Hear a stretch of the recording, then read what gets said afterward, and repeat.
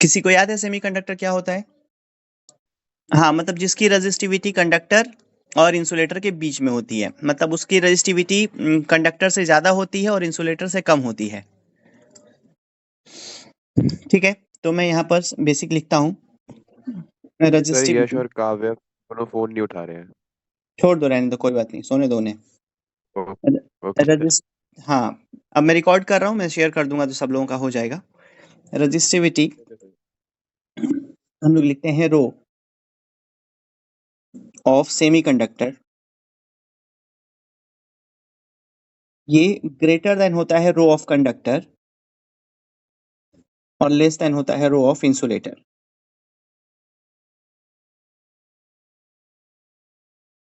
ठीक है, ये होता है। अगर रेजिस्टिविटी के बाद में अगर हम कंडक्टिविटी की बात करें, कंडक्टिविटी हो जाएगा, इसको हम सिग्मा से डिनोट करते हैं, sigma of conductor is greater than sigma, sorry, sigma of semiconductor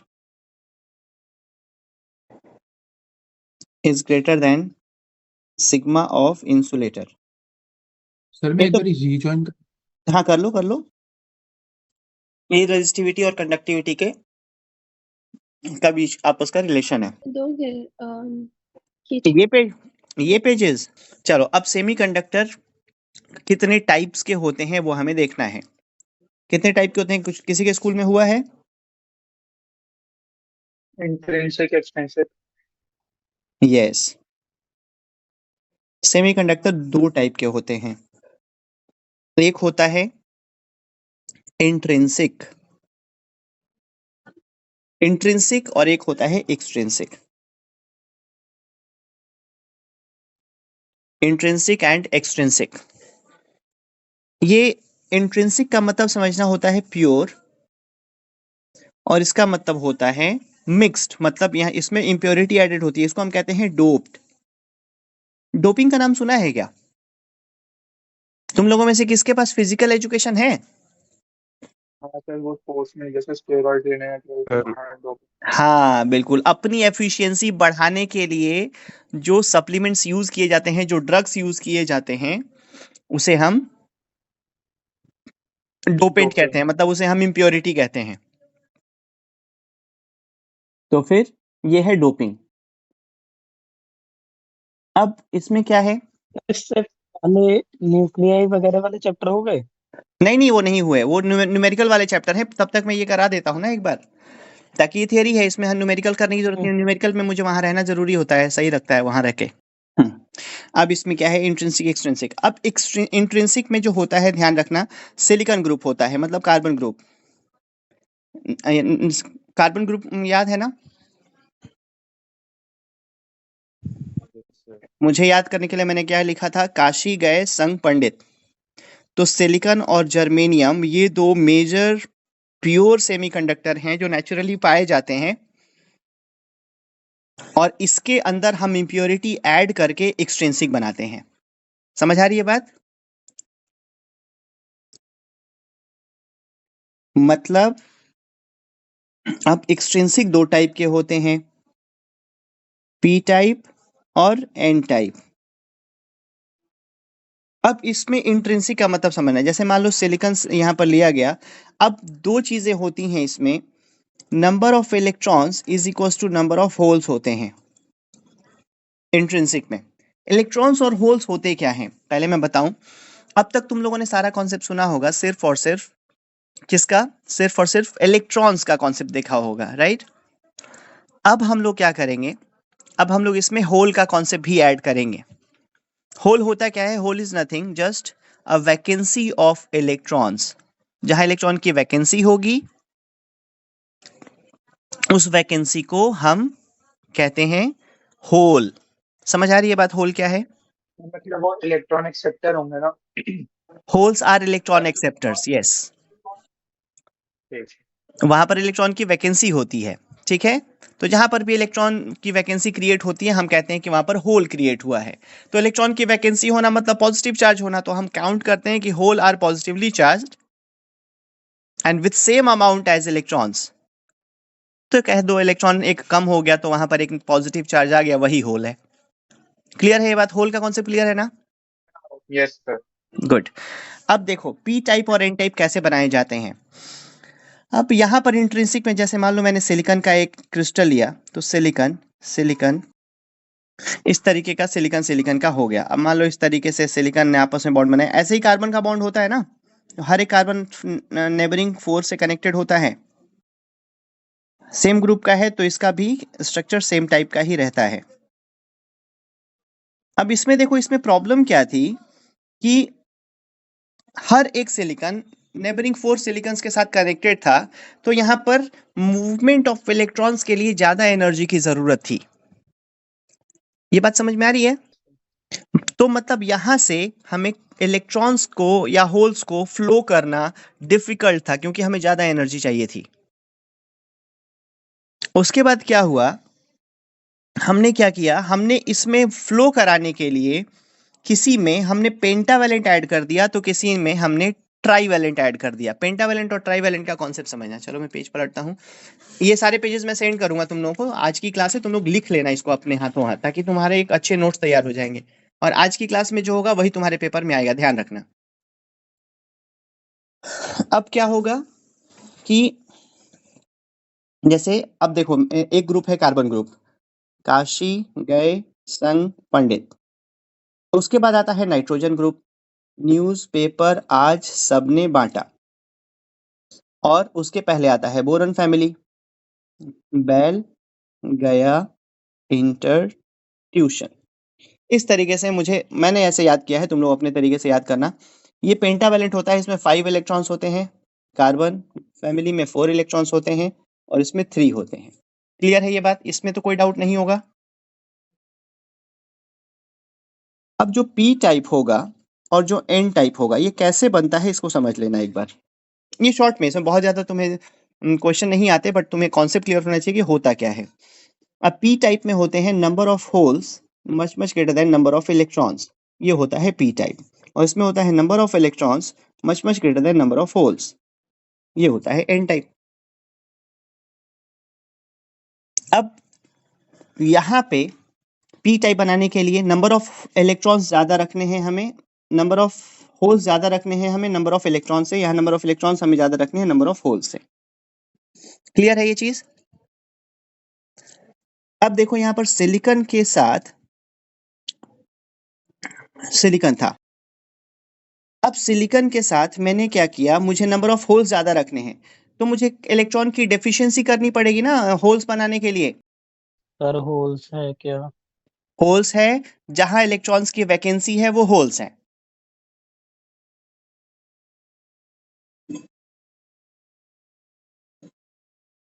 sir ऐसे तो हर मतलब उसमें इलेक्ट वो मेटल में तो होगी फिर वैकेंसी।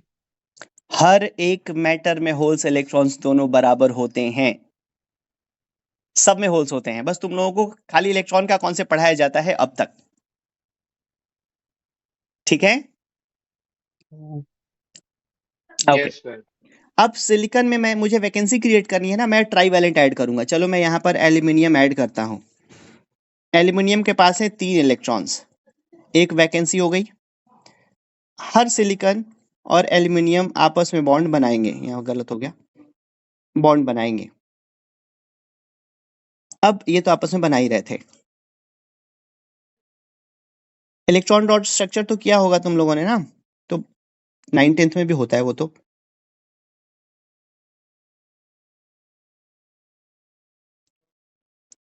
इस तरीके से अब ये जो बना, ये है होल। मतलब पी टाइप सेमीकंडक्टर तब बनता है जब उसमें होल्स ज्यादा होते हैं, और होल्स ज्यादा होने का मतलब होता है ट्राईवैलेंट का ऐड हो जाना, वैकेंसी ऑफ इलेक्ट्रॉन होना। क्लियर है ये चीज? अब एन टाइप समझ में आ गया होगा। एन टाइप के लिए हम कौन सा ग्रुप ऐड करेंगे इसमें कार्बन के साथ?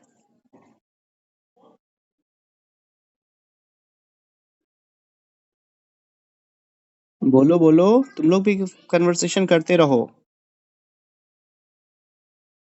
हर्षित आवाज आ रही है?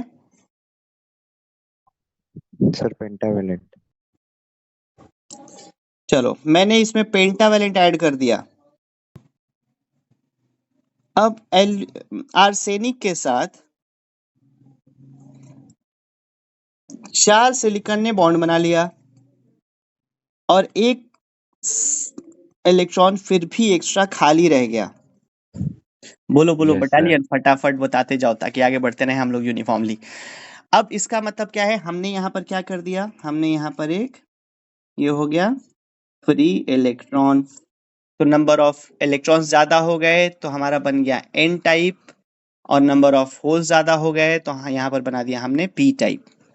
क्लियर है ये चीज? Yes sir. अब ये बताओ N type semiconductor positively charge होगा या नेगेटिवली चार्ज?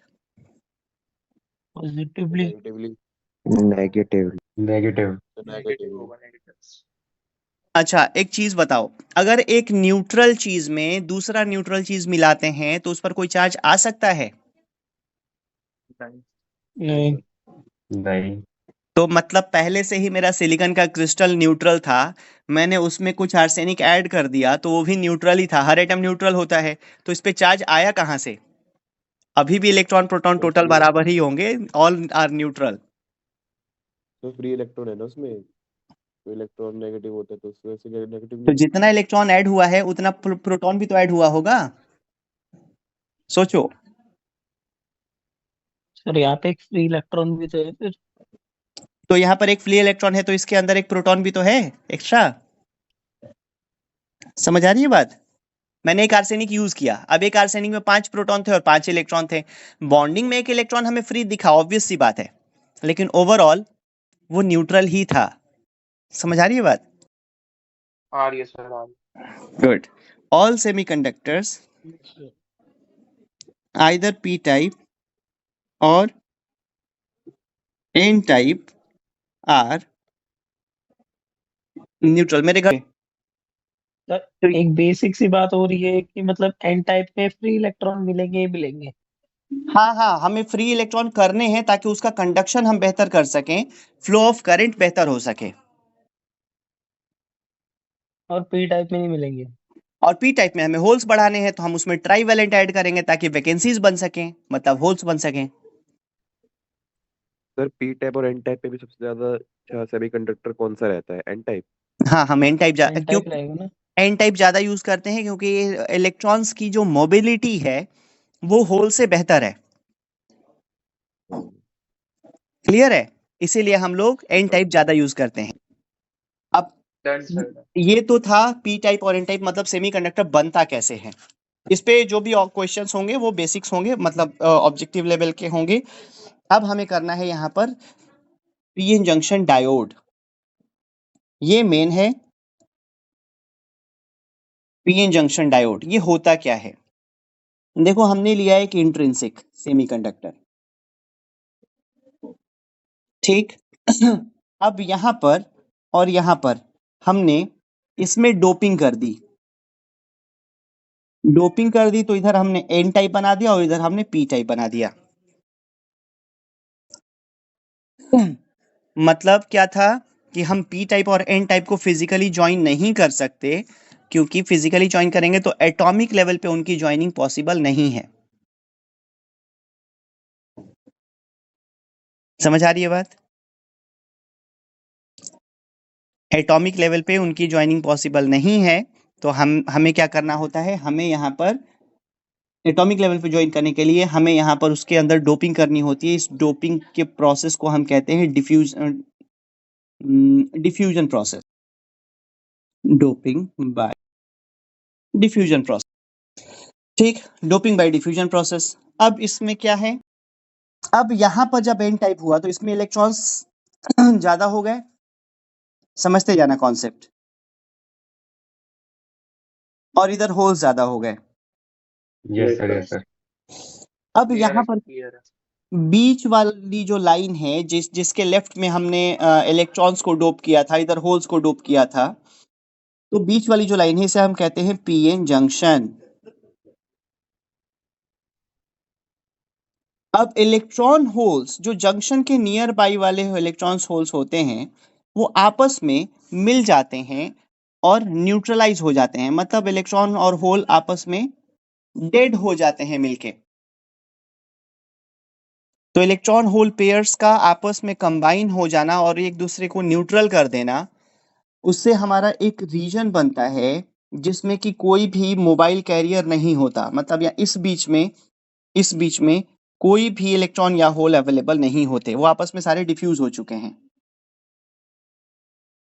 तो इस रीजन को हम कहते हैं डिप्लीशन रीजन। ठीक है, यहां पर ना तो इलेक्ट्रॉन होता है, there is no charge carrier, there is no charge carrier. Clear है? No. देखो, जंक्शन के इस तरफ इलेक्ट्रॉन्स ज्यादा थे, राइट? इस तरफ होल्स ज्यादा थे। तो जितने जंक्शन के नियर बाई इलेक्ट्रॉन्स होल्स थे वो आपस में कंबाइन हो गए और उन्होंने एक दूसरे को न्यूट्रलाइज करके एक ऐसा रीजन बना दिया जिस रीजन में इलेक्ट्रॉन्स और होल्स दोनों ही नहीं थे। So, तो अब उस रीजन को डिप्लीशन रीजन कहा गया। ये था पीएन जंक्शन डायोड। इसके बाद आते हैं बाइसिंग पे। बाइसिंग का मतलब होता है बैटरी से कनेक्ट करना। बाइसिंग में क्या होता है? Connect a battery, connection of battery. अब इसमें क्या होगा? अब इसमें होता क्या है कि दो तरीके की बाइसिंग होती है। मतलब एक होती है फॉरवर्ड बाइसिंग और एक होता है रिवर्स बाइस। अच्छे से समझने जाना, कॉन्सेप्ट क्लियर रहेगा, मैं नोट्स दे दूंगा, तुम्हारा काम हो जाएगा। और नोट्स आज ही रेडी कर लेना, मतलब आज छुट्टी का दिन है, लगाना 1 घंटे और नोट्स रेडी कर लेना। Okay sir. फॉरवर्ड बाइस में होता है पी साइड कनेक्ट होता है पॉजिटिव से और एन साइड कनेक्ट होता है नेगेटिव से, और ये कंडक्टर की तरह बिहेव करता है। रिवर्स बाइस में उल्टा, पी साइड कनेक्ट होता है नेगेटिव से और एन साइड कनेक्ट होता है पॉजिटिव से, और ये इंसुलेटर की तरह बिहेव करता है। कैसे करता है अभी समझाऊंगा मैं। ये याद रखने के लिए फॉरवर्ड का मतलब सेम और रिवर्स का मतलब ऑपोजिट। अब फॉरवर्ड वाइज करते हैं। चलो, ये साइड हमारा एन था और ये साइड हमारा पी था। कैरेक्टरिस्टिक ऑफ ये तुम लोगों के पेपर में आ सकता है। मोस्ट दो ही चीजें हैं आने को सबसे ज्यादा, एक तो है पीएन जंक्शन डायोड की कैरेक्टरिस्टिक और दूसरा होगा रेक्टिफायर्स। ये दो ही चीजें हैं जो तुम्हारे पेपर में आनी है अभी भी और बोर्ड में भी। Characteristics of PN junction diode ये मोस्ट इंपॉर्टेंट है, तुम्हारे प्री बोर्ड में भी आ रहा है। अब दिमाग में रखना कैरेक्टरिस्टिक का मतलब क्या होता है, that is VI graph. VI graph में सबसे पहले हम फर्स्ट लिखते हैं फॉरवर्ड बाइस कैरेक्टरिस्टिक। फॉरवर्ड बाइस कैरेक्टरिस्टिक्स, फॉरवर्ड बाइस कैरेक्टरिस्टिक्स का मतलब, हाँ देखो एक चीज तो मैं भूल ही गया। पीएन जंक्शन डायोड में जिस तरीके से ये बनाया गया है, इसका जो सिंबल होगा वो कुछ ऐसा होगा। इस साइड को पी साइड कहते हैं, इस साइड को एन साइड कहते हैं। ठीक है, ये है symbol, symbol of PN junction diode. Clear है? ये याद रखना, ऐसा ही बन के ही आएगा, वो पी और एन टाइप अलग अलग बताएगा नहीं। तो फॉरवर्ड बाइस कैरेक्टरिस्टिक में हम सबसे पहले डायोड लेते हैं। ये पी है और ये एन है।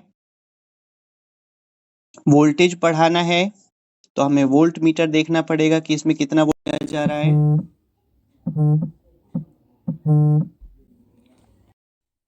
और करंट देखना है तो हमें एक एमीटर भी लगाना पड़ेगा इसमें कि कितना करंट दिया जा रहा है। इसके नीचे हमें लगाना होता है एक पोटेंशियल डिवाइडर। फॉरवर्ड था, पी साइड हमें पॉजिटिव लेना था, इसे पॉजिटिव कर देता हूं मैं। ये तो हम लोगों ने पहले भी देख रखा है ना। potential divider. This is Yes, sir. heavy tubular battery, HTB कहते हैं हम लोग इसको. ये है हमारा ammeter and this is voltmeter, right. This is PN junction diode, P side N side. P side positive है तो ये फॉरवर्ड बाइस्ड है. क्लियर है ना यहाँ तक? Yes sir. ओके. वो एरो रियोस्टेट को डिनोट कर रहा है. क्या कर रहे हैं? वो एरो जो आपने बनाया है वो रियोस्टेट को डिनोट कर रहा है. दिस हाँ इज ये रियोस्टेट. जो हमारा पोटेंशियल डिवाइडर होता है वो बड़ी बैटरी के साथ एक रियोस्टेट को कनेक्ट करने को पोटेंशियल डिवाइडर कहते हैं. अब देखो अब जैसे मान लो ये 12 वोल्ट की बैटरी है, पूरे रियोस्टेट में 12 वोल्ट है. मैंने हाफ से ले लिया वो वोल्टेज तो 6 वोल्ट आया, 1/4 ले लिया 3 वोल्ट आया, पूरा ले लिया तो 12 वोल्ट आ गया. मतलब हम पोटेंशियल को डिवाइड कर सकते हैं इस रियोस्टेट के हेल्प से, राइट. Okay sir. ठीक है, तो इस तरीके से ये हमारा कॉन्सेप्ट होता है. अब V और I का ग्राफ कैसा बनता है इसमें? फॉरवर्ड बाइस का मतलब होगा हमें वोल्टेज पॉजिटिव रखना है, इसको हम लिखते हैं V और इसको लिखते हैं I. अब यहां से हम जैसे ही यहां पर आते हैं तो यहां से अचानक से वोल्टेज इस तरीके से उठता है. इसी ग्राफ को एक्सप्लेन करना ही हमारे लिए VI कैरेक्टरिस्टिक होगा. अब इसमें क्या होगा कि जैसे ही यहाँ पर पॉजिटिव और नेगेटिव, इसको फॉरवर्ड बाइस कहते हैं. पी साइड को पॉजिटिव से और एन साइड को नेगेटिव से कनेक्ट किया तो ये फॉरवर्ड बाइस्ड है. जैसे किया गया तो हमारा ये जो डिप्लीशन रीजन है ये छोटा होता चला जाएगा और डिप्लीशन रीजन रिड्यूस हो जाएगा. क्लियर है ये चीज? इधर से इलेक्ट्रॉन तो इधर से होल्स जब पुश होंगे जंक्शन की तरफ जब भेजे जाएंगे तो ये क्या होंगे? ये डिप्लीशन रीजन को छोटा करेंगे ऐसे. यहां तक बात समझ में आ रही है ना? Yes. अब इस डिप्लीशन रीजन को छोटे होने की वजह से एक टाइम ऐसा आएगा कि इलेक्ट्रॉन्स का जंप इधर और होल्स का जंप इधर होने लग जाएगा. मतलब इस तरफ से फ्लो होंगे होल्स और इधर से फ्लो होने शुरू हो जाएंगे इलेक्ट्रॉन्स. और जो हमारा करंट बनेगा वो I due to electron plus I due to hole बनेगा. तो जो कॉन्स्टेंटली पुश करके रखना पड़ेगा तब जाके ये करंट इधर फ्लो करेगा. Yes yes yes yes, that is constantly push. मतलब हमारा पोटेंशियल डिफरेंस कांस्टेंट अप्लाइड रहेगा. ठीक है. अब क्या होता है अगर हम वोल्टेज को बढ़ाते जाते हैं? अब डिप्लीशन रीजन जब तक खत्म नहीं हो जाता तब तक ये करंट फ्लो होना शुरू नहीं होगा. समझ आ रही है बात? अब अगर डिप्लीशन रीजन के खत्म होने तक को वोल्टेज बढ़ाया जाए तब करंट फ्लो ना हो रहा हो तो उस वोल्टेज को हम कहते हैं दैट इज नी वोल्टेज. इसके ढेर सारे नाम हैं. कट इन वोल्टेज और एक्टिवेशन वोल्टेज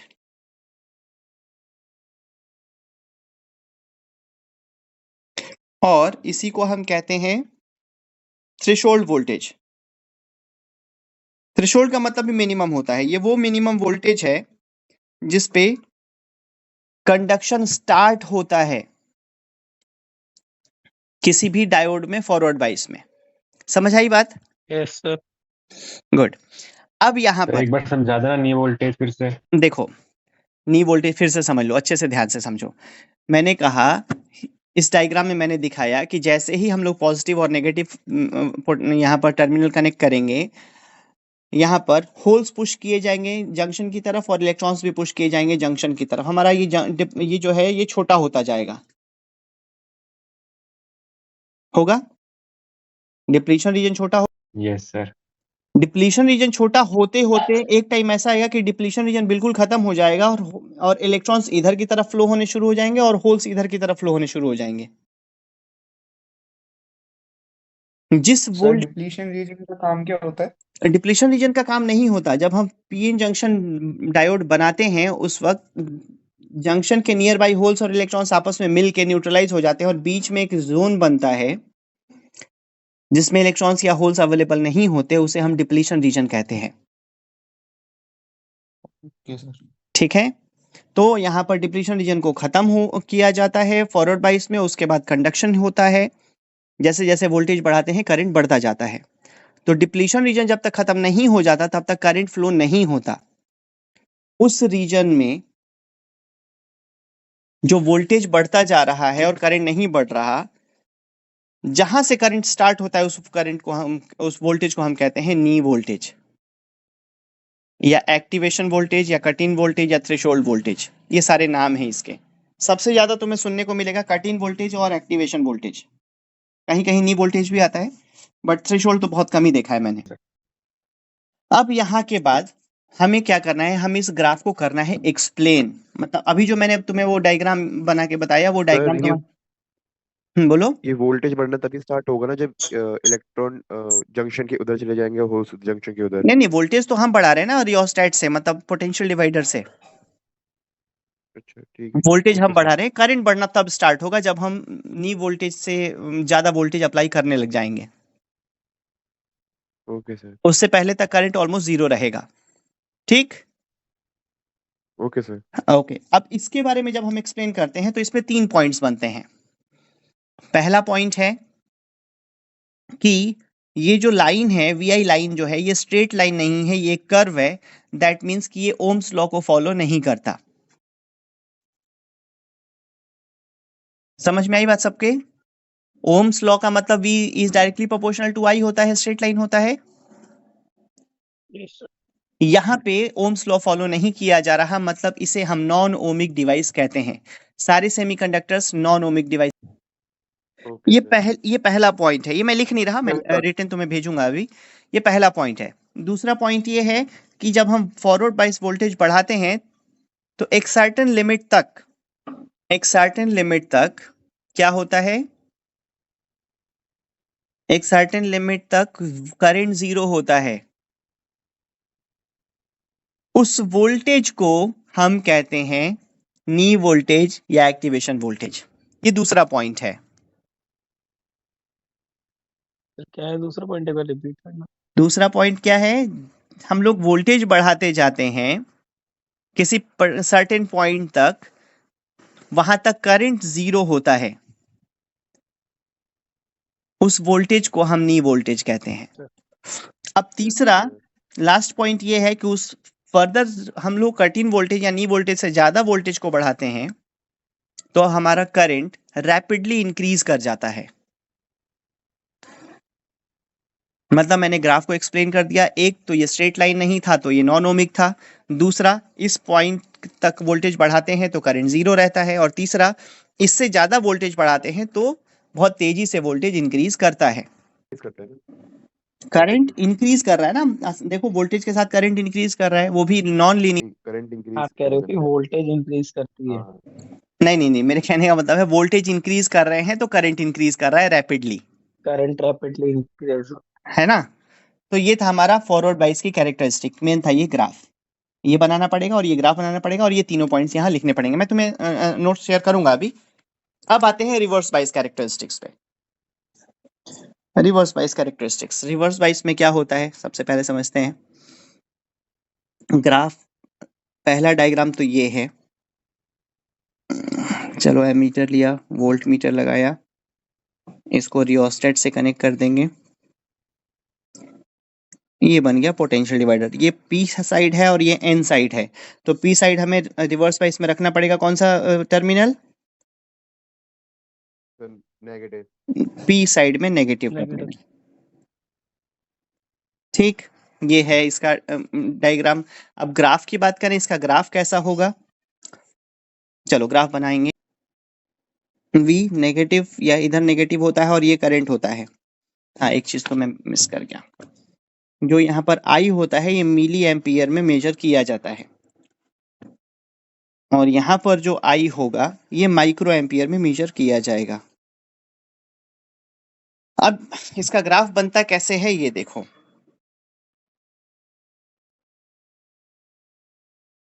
ऐसे बनता है, यहाँ पर बिल्कुल शार्प नहीं रखना, थोड़ा सा कर्व होना चाहिए। ऐसे बनता है ग्राफ। अब इसके बारे में बताता हूँ, इसको, इस ग्राफ को कैसे बनाते हैं और एक्सप्लेन कैसे होता है इसका। सर फॉरवर्ड वाला मिली एम्पियर में मेजर होगा ना? यस, फॉरवर्ड वाला मिली एम्पियर और रिवर्स वाला माइक्रो एम्पियर में। अब इसके बैकग्राउंड का कॉन्सेप्ट समझ लो पहले, रिवर्स वाइस में काम कैसे करता है डायोड। ये P है और ये N है, P साइड नेगेटिव रखा, N साइड पॉजिटिव रखा, कर दिया कनेक्ट। अब P साइड थे होल्स, अब P साइड हो गया नेगेटिव और N साइड हो गया। अगर इधर नेगेटिव हो गया तो सारे होल्स इधर अटैक किए जाएंगे, गलत, और सारे इलेक्ट्रॉन्स इधर अटैक किए जाएंगे, है ना। देख लो, चलेगा? चलेगा सर, चलेगा। गुड। अब इसमें क्या होता है, जो पहले डिप्लीशन रीजन यहाँ पर था, अब क्या होगा, बढ़ेगा या कम होगा? सर बढ़ेगा। बढ़ बढ़ेगा। जाएगा सर। बढ़ जाएगा। अब दोनों साइड से इलेक्ट्रॉन्स और होल्स का कंसंट्रेशन जब कम होना शुरू हो जाएगा तो बीच में जो जोन है वो बड़ा हो जाएगा, डिप्लीशन रीजन हमारा बढ़ जाता है। क्लियर है? अब इसमें एक और चीज है, पी साइड में नंबर ऑफ होल्स ज्यादा होते हैं बट कुछ इलेक्ट्रॉन्स भी तो होते हैं, और एन साइड में नंबर ऑफ इलेक्ट्रॉन्स ज्यादा होते हैं बट होल्स भी होते हैं। अब ये जो इलेक्ट्रॉन्स हैं ये इधर मूव करना चाहेंगे और होल्स इधर मूव करना चाहेंगे। इसका मतलब क्या हुआ कि इलेक्ट्रॉन्स और होल्स में से जो भी माइनॉरिटी कैरियर्स हैं, मेजॉरिटी वो जो ज्यादा है, माइनॉरिटी वो जो कम है, जो माइनॉरिटी कैरियर्स हैं वो फॉरवर्ड बाइस्ड होंगे और उनकी वजह से बहुत ही माइनर सा करंट होगा, जो कि मैंने यहां पर शो किया है। यहां पर इसे हम कहते हैं रिवर्स सैचुरेटेड करंट। अब वोल्टेज बढ़ाते जा रहे हैं, चलो अब यहां पर आते हैं फिर से पीछे वाले डायग्राम पे। हम वोल्टेज बढ़ाते जा रहे हैं, वोल्टेज बढ़ाते जाएंगे तो क्या होगा, एक टाइम ऐसा आएगा कि सारे होल्स यहाँ एक्यूमुलेट हो जाएंगे और सारे इलेक्ट्रॉन्स यहाँ एक्यूमुलेट हो जाएंगे। होल्स और इलेक्ट्रॉन्स किनारे होने के बाद फर्दर वोल्टेज बढ़ाएंगे तो अचानक से होल का फ्लो इधर होना शुरू हो जाएगा और इलेक्ट्रॉन का फ्लो इधर होना शुरू हो जाएगा। उस वक्त, जिस वक्त अचानक से इन दोनों का फ्लो होना स्टार्ट होगा, उस वक्त जो करंट होगा वो बहुत तेजी से बढ़ेगा, जिसे हम कहते हैं ब्रेकडाउन करंट या एवलांच करंट। देखो तुम लोगों ने एवलांच का नाम सुना होगा, कहते हैं कि एवलांच आता है, जैसे पहाड़ों में कहते हैं कि बादल फट गया, एवलांच आ गया था, सुना है ना ये सब। बर्फ एकदम, बर्फ स्लाइड कर जानी। अचानक से हाँ कोई मूवी का। ग्लेशियर ही टूट जाए, जैसे केदारनाथ में चोराबारी लेक टूट गया था, जो ग्लेशियर था चोराबारी, और उसके बाद इस तरीके की का हादसा हो गया। तो एवलांच का मतलब होता है एक अचानक से बहुत ज्यादा कुछ हो जाना, दैट इज एवलांच होना। तो यहाँ पर इलेक्ट्रॉन और होल्स की बाढ़ आ जाती है तो हम कहते हैं एवलांच हुआ है। सर वो रैपिडली बढ़ना समझ नहीं है। देखो यहाँ से होल्स, देखो मैं वोल्टेज बढ़ाता जा रहा हूँ, कंडक्शन तो पॉसिबल नहीं है, बीच में तो खाली होता जा रहा है, ये होल सारे यहाँ एक्यूमुलेट हो गए और इधर के इलेक्ट्रॉन सारे यहाँ एक्यूमुलेट हो गए। अभी तक करंट नहीं है, ऑलमोस्ट जीरो है। जो भी करंट है थोड़ा मोड़ा, ये सिर्फ और सिर्फ माइनॉरिटी की वजह से, ये एक इलेक्ट्रॉन इसमें दिख रहा है, एक होल यहाँ पर दिख रहा है, ये माइनॉरिटी की वजह से थोड़ा सा करंट जो है, जो मैंने यहाँ पर दिखाया है ऐसे, देखो ये वाला, क्लियर है ना। अब फिर से अगर हम वोल्टेज बढ़ाते जाएंगे तो सारे होल्स यहीं पर थोड़े ही रह जाएंगे, फिर वो जंप करेंगे इधर का वो कंडक्टर में, इलेक्ट्रॉन सारे इधर कंडक्टर में जंप करेंगे वायर में। उस वक्त जो हैवी करंट फ्लो होना स्टार्ट होगा उसे हम एवलांच कहते हैं। सर वो तो एक पीक वोल्टेज पे जाके होगा ना फिर। कोई पीक वोल्टेज नहीं होता, किसी पर्टिकुलर वोल्टेज पे ये होना शुरू होता है, उसके बाद तो बाढ़ आ जाती है इलेक्ट्रॉन्स और होल्स की। हाँ सर, मतलब जैसे एक बढ़ाते जा रहे लेकिन एक एक ऐसी वोल्टेज तो आएगी जिस पे जा तब जाके एग्जीक्यूट होंगे सारे। हाँ हाँ हाँ बिल्कुल, उस वोल्टेज को ब्रेकडाउन वोल्टेज कहते हैं। कि समझ आई बात। चोराबारी टूटा था तो कैसे टूटा था, 4 दिनों से बारिश हो रही थी, टूट क्यों नहीं गया, पानी भरे जा रहा था, भरे जा रहा था, भरे जा रहा था, एक टाइम पे ऐसा प्रेशर हो गया उसके अंदर कि उसके अंदर इतना पानी हो गया था कि वो प्रेशर वो झेल नहीं पाया और वो टूट गया। यही चीज यहाँ पर भी होती है। तो ये होता है वोल्टेज, होता है ब्रेकडाउन वोल्टेज, और ये होता है ब्रेकडाउन करंट। अब इसके तो 3 ये ग्राफ पॉइंट्स नेगेटिव नेगेटिव में क्यों जाता है? नेगेटिव में इसलिए जाता है कि पहले देखो, यहां पर हमने देखा इस तरफ पॉजिटिव था तो करंट का फ्लो ऐसे होना था, तो हमने ये रेफरेंस पॉजिटिव का लिया था। अब यहां पर देखो इस तरफ पॉजिटिव है तो करंट जो होगा वो इधर से जाएगा, तो हमारा डायरेक्शन ऑपोजिट रहता है। हमने पोलैरिटी बदल दी है ना बैटरी की। अब सर जो फॉरवर्ड बायस कैरेक्टरिस्टिक था हाँ, तो उसमें माइनर करंट क्यों नहीं फ्लो कर रहा था? क्योंकि हमारा बहुत ही ज्यादा करंट ऑलरेडी मेजॉरिटी की वजह से था, तो माइनॉरिटी को हम काउंट ही नहीं कर रहे थे। यहाँ मेजॉरिटी की वजह से करंट जीरो था तो माइनॉरिटी देख रहे थे। तो ये था हमारा। अब इसमें इसके भी वही 3 पॉइंट्स देखो, अगर अगर एक ही में फॉरवर्ड रिवर्स दोनों लिखने को आए तब तुम्हें 2 बार लिखने की जरूरत नहीं है कि ये नॉन ओमिक है। तुमने एक बार लिख दिया कि नॉन ओमिक है तो नॉन ओमिक है।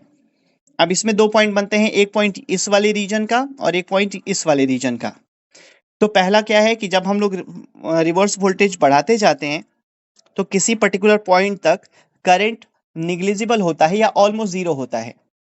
हम उससे भी ज्यादा फर्दर बढ़ाते हैं तो किसी पर्टिकुलर पॉइंट के बाद अचानक से बहुत ही ज्यादा करंट फ्लो होना शुरू हो जाता है, जिसे हम ब्रेकडाउन करंट कहते हैं, और उस वोल्टेज को ब्रेकडाउन वोल्टेज कहते हैं। क्लियर है? ठीक है। Yes sir. तो ये था हमारा रिवर्स बायस की कैरेक्टरिस्टिक्स। अब इसके बाद आते हैं हम लोग सर इसमें। इसमें पहला वाला नॉन ओमिक का ही था ना पॉइंट? सेमीकंडक्टर सारे नॉन ओमिक होते हैं। मतलब 2 पॉइंट थे ना इसमें, एक तो ये था इंक्रीज करने वाला और दूसरा पॉइंट वही था नॉन ओमिक कंडक्टर। हाँ, तो वो अगर दोनों एक साथ लिखने को आता है फॉरवर्ड रिवर्स, तो तुम्हें नॉन ओमिक 2 बार लिखने की जरूरत नहीं है ना। डायोड को तुमने नॉन ओमिक लिख दिया एक बार तो डन हो गया। ओके।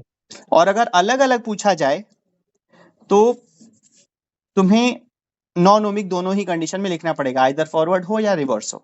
तो एक पॉइंट वहां पर तुम्हारा बढ़ जाएगा। ठीक है, ओके सर। ओके। अब हम लोग बात करते हैं रेक्टिफायर्स की। रेक्टिफायर्स क्या हो? तो रेक्टिफायर्स में होता क्या है, यूज किस लिए किया जाता है, कुछ आइडिया है? जिसका जिसका हो गया होगा, सेमीकंडक्टर का कुछ का पहले ही हो गया। क्या सर, एक बार रिपीट करना, क्या बोल रहे हो? ध्यान दो इधर। रेक्टिफायर्स किस काम आता है, क्या होते हैं रेक्टिफायर्स? देखो ये एक डिवाइस है, an electrical and electronic device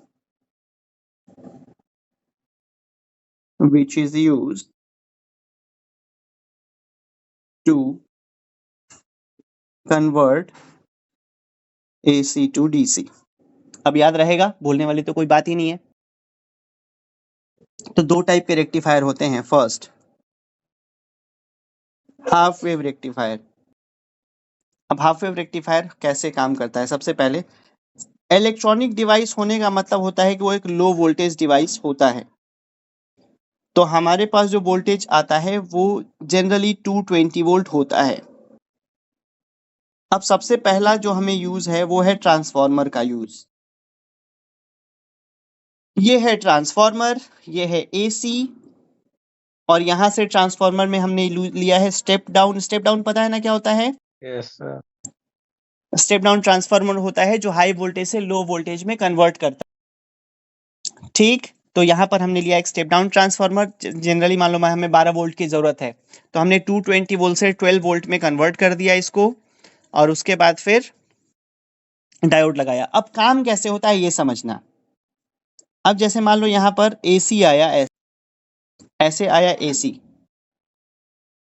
अब इस एसी में क्या होगा, आउटपुट में क्या होगा, जब भी यहां से पॉजिटिव साइकिल आएगी, ये P है और ये N है, जब भी पॉजिटिव साइकिल आएगी ये क्रॉस हो जाएगी, और जब नेगेटिव साइकिल आएगी तो वो कट कर दी जाएगी। क्योंकि पी साइड अगर नेगेटिव आएगा तो वो रिवर्स बाइस हो जाएगा। हाँ सर। तो फिर पी साइड नेगेटिव आया तो वो रिवर्स बाइस हो गया, तो उसको कंडक्ट नहीं किया रेक्टिफायर मतलब डायोड ने, और पॉजिटिव साइकिल को उसने ट्रांसफर कर दिया। अब इसका जो आउटपुट बनेगा, हर पॉजिटिव साइकिल मिलेगा, नेगेटिव क्लिप हो गया, फिर पॉजिटिव मिलेगा, फिर नेगेटिव क्लिप हो गया, फिर पॉजिटिव मिल जाएगा। इसीलिए इसमें से आधा वेव ही हमें आउटपुट में मिल पाता है, इसीलिए हम इसे हाफ वेव रेक्टिफायर कहते हैं। डाउन ट्रांसफॉर्मर था ना ये, मतलब पॉइंट थोड़ा समझ लिया। अच्छा देखो सुनो, सबसे पहली बात, हम डीसी वोल्टेजेस यूज करते हैं लो वोल्टेज में, इतना तो क्लियर है ना।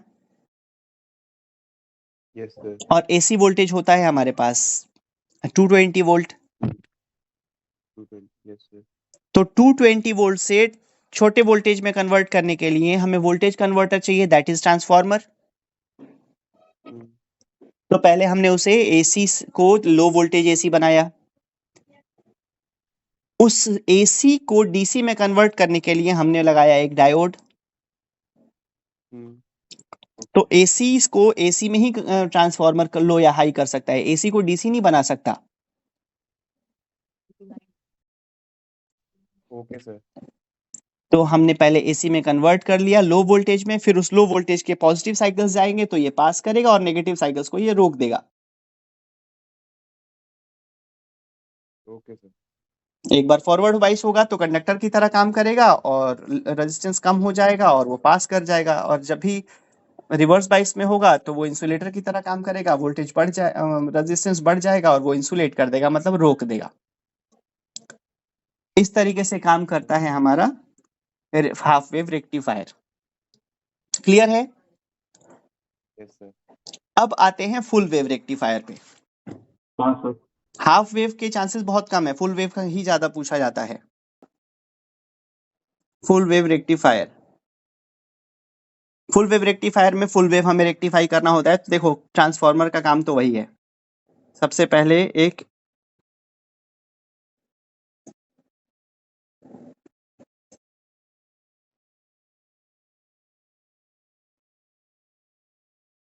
सर इस चैप्टर में रेक्टिफायर और जंक्शन ही इम्पोर्टेंट है। हाँ सबसे ज्यादा इंपॉर्टेंट यही दोनों है, उसके अलावा कुछ थियरीज हैं जो मैं बताऊंगा तुम्हें, एनर्जी लेवल डायग्राम्स हैं बता दूंगा तो वो तुम समझ जाओगे। एनर्जी बैंड डायग्राम कहते हैं उसको। अभी इसके बाद सबसे खास बात इसमें ये होगा कि ये करंट इलेक्ट्रिसिटी के बराबर पूछा जाएगा मार्क्स में, 7-8 नंबर का वो भी रहेगा, 7-8 नंबर का पेपर में ये भी रहेगा। ये अकेला चैप्टर 7-8 नंबर का है। अकेला चैप्टर, और वो भी आज की क्लास से हो जाएगा काम तुम्हारा। मैं नोट्स भेजूंगा और आज की क्लास हो गई, इससे तुम्हारे 7-8 नंबर पूरे। साथ लिख रहा हूँ। साथ साथ लिख रहे हूँ, साथ साथ मत सर लिखो, ध्यान दो। अभी पेपर अभी मैं लेके भेज दूंगा 1 बजे करीब, मैं तुम्हें सर ये अभी खत्म हो जाएगा क्या ये चैप्टर? खत्म हो सर गया, कुछ ये लास्ट टॉपिक है। इसके बाद कुछ कुछ कुछ थियरीज हैं ऐसे जो तुम लोग पॉइंट है खुद ना से जो पढ़ लोगे। अपनी लैंग्वेज में लिखने पड़ते हैं। हाँ मैंने अपनी लैंग्वेज में ही नोट्स लिखा है, तुम पढ़ना और उसको अपने तरीके से लिखना। अपनी लैंग्वेज ऐसी होनी चाहिए कि टीचर को प्रॉब्लम ना हो समझने में। चलो इसको फटाफट खत्म करते हैं, पहले सुन लो। ये एक लो वोल्टेज ट्रांसफार्मर सर ले ये लिया मैंने, दैट इज सर एलईडी जो टॉपिक है वो डिलीटेड है। हाँ स्टेप डाउन ट्रांसफार्मर वो भी डिलीटेड है, जेनर डायोड डिलीटेड है, पूरा ट्रांजिस्टर डिलीटेड है। अगर ट्रांजिस्टर होता तो ट्रांजिस्टर वाला पार्ट में ऑनलाइन तुम्हें नहीं पढ़ा सकता था, उसके लिए मुझे बोर्ड पे खड़ा होना पड़ता। तो ये करते हैं और फिर अगली क्लास में अभी बैठेंगे, जैसे ही 1-2 दिन में टाइम मिलेगा फिर अगली क्लास में बैठेंगे, मे बी संडे बैठेंगे तो हम लोग उस दिन एटम इंपॉर्टेंट पार्ट करेंगे, एटम जो तुम्हारे स्कूल में पूछा सर जाएगा इतनी डायरेक्ट। सुबह मत रखना, क्या इतनी सुबह मत रखना सर। सुबह दोपहर हो गई है, सुबह उठ जाया नहीं करो। सर, टाइम 11 नहीं बजे के रखना राउंड बताओ। रखेगा सर। हम्म 11 बजे के राउंड रख लेना। नहीं नहीं नहीं 11 सर, और जल्दी रख लेना। बजे ये ठीक है, 9:30 तक ठीक है। चलो हाँ हाँ चौधरी, उठ काम जाना करते तुम हैं, लोग सुबह के 5 बजे रखवा लेते हैं। सुबह 5 बजे। सर मैं गांव 5 पे बजे हूँ, का यहाँ था पर वो। वो भी कर लूंगा, मैं सुबह 5 बजे भी कर दूंगा यहाँ तो। सर यहाँ 4 बजे से लोग उठ नहीं के सर, इधर उधर टाइमिंग डोलने तो लग ठीक जाते है। हैं। देंगे चलो स्टेप डाउन ट्रांसफार्मर लिया। अब देखो क्या होता है, हम यहाँ पर सेंट्रल टैपिंग करते हैं, बीच में कनेक्शन कर देते हैं और यहाँ पर लोड लगा देंगे और ऐसे हो जाएगा। अब इसका मतलब क्या हुआ, ऊपर जैसे मान लो 12 वोल्ट का ट्रांसफार्मर है, और इसको हम कर देते हैं ग्राउंडिंग। ग्राउंडिंग मतलब कितना वोल्ट? ग्राउंडिंग मतलब 0 वोल्ट। ये हो गया प्लस V और ये हो गया माइनस V। तो अगर मान लो 12 वोल्ट का ट्रांसफॉर्मर है तो हमें यहां से यहां प्लस 6 वोल्ट और यहां से यहां माइनस 6 वोल्ट मिलेगा, पूरा 12 वोल्ट हो जाएगा। समझ आ रही है बात?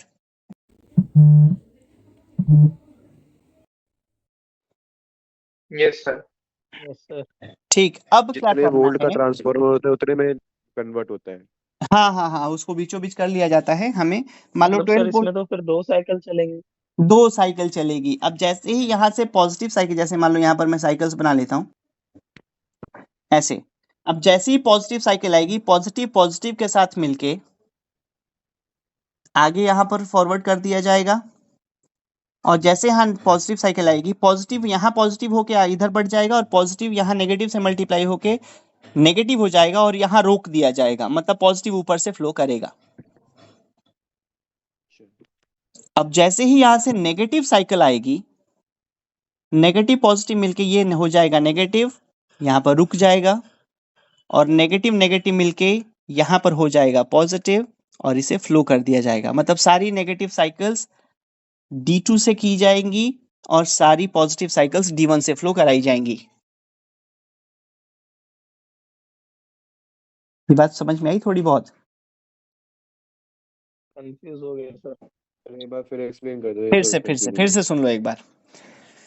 इसमें क्या होगा कि यहाँ से साइकिल जैसे ही इंड्यूस होती है ट्रांसफार्मर के सेकेंडरी लाइन पे, तो उसमें क्या होगा कि पॉजिटिव साइकिल ऊपर पॉजिटिव हो जाएगा और पॉजिटिव साइकिल नीचे मल्टीप्लाई होकर नेगेटिव हो जाएगी।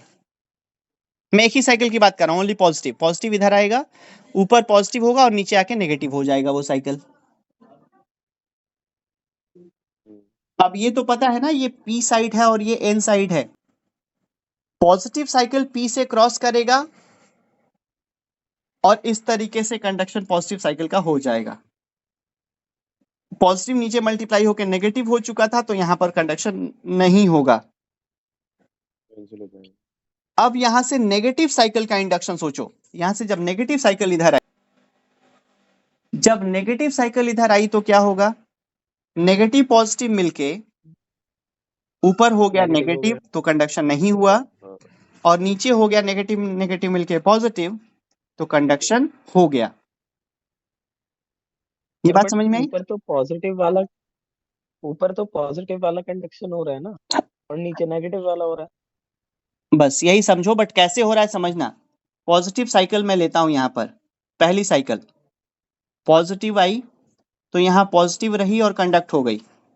यहां पॉजिटिव वाली साइकिल नेगेटिव हो गई और वो रोक दी गई। जब यहां से नेगेटिव साइकिल का इंडक्शन हुआ तो नेगेटिव साइकिल यहां रोक दी गई और नेगेटिव मिलकर यहां पर पॉजिटिव हो गया और वो पॉजिटिव कंडक्ट कर दिया गया। इतना दिमाग में रखो, सारी पॉजिटिव साइकिल्स D1 से क्रॉस कराई जाएंगी, सारी नेगेटिव साइकिल्स D2 से क्रॉस कराई जाएंगी। पॉजिटिव साइकिल इधर आते ही ऊपर पॉजिटिव जाता है और यहाँ पर नेगेटिव जाता है, तो यहाँ रोक दिया जाता है और यहाँ पास किया जाता है। जब नेगेटिव साइकिल इंड्यूस होता है तो नेगेटिव ऊपर पॉजिटिव मिलके नेगेटिव हो जाता है और इसको रोक दिया जाता है, और यहाँ नेगेटिव साइकिल नेगेटिव के साथ मिलके पॉजिटिव हो जाता है और पास किया जाता है। तो all positive cycles are passing through D1 and all negative cycles are passing through D2। इस तरीके से हमें पूरी साइकिल्स हमें यहाँ पर मिल जाती है। तो हमारा जो आउटपुट होता है ऐसा होता है। ये था इनपुट और ये था आउटपुट। फुल वेव रेक्टिफायर कैसे काम करता है समझ आया? अब इसके नोट्स और आज वाली कॉपी दोनों भेज दूंगा, तुम लोग नोट्स से लिखना और आज वाली कॉपी से समझते हुए, बट कर लेना आज ही। सर समझ आई अभी बात? भेज देना ओके प्लीज। सर। अभी भेज दूंगा, चलो अभी भेज देता हूं मैं। हाँ ठीक है। और संडे सर। को हम लोग क्लास करेंगे, ऑलमोस्ट यही टाइम रहेगा। मैं तुम्हें एक बार कंफर्म भी कर दूंगा, एक बार सैटरडे को, मतलब कल कंफर्म भी कर दूंगा, संडे को भी हम यही टाइम रखेंगे। और हम एटम करेंगे। एटम का भी वो पार्ट जो तुम्हारे स्कूल में डायरेक्ट पूछा जाने वाला है, बोस थ्योरी। ठीक है, ओके सर। ओके।